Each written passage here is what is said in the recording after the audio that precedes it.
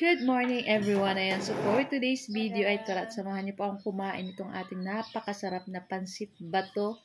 Nilagyan po natin yan ng toppings na sibuyas na pula at perfect po ito dun sa nabili nating sukang tamis anghang. So nabili po namin yung last na bumili kami ng buko pie. Ayan, kung matatandaan niyo po yung buko pie. So bumili rin kami ng suka na tamis anghang. So, masarap po yan dito sa pansit bato. So, para pong ang luto po nito ay parang pansit habhab ng Quezon Province. Nilalagyan din po nila ng sibuyas sa ibabaw. Kaya kung di nyo pa po natatry yung ganito, ay nako, itry nyo na po at super yummy.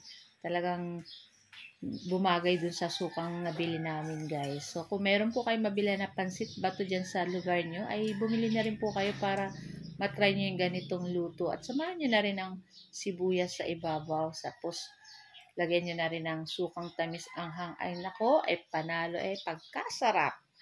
Nako, guys. So, standby po sa ating video kung paano po ang pagluto nitong ating pansit bato. So guys, thank you for watching. See you next video. Ciao! Sarap!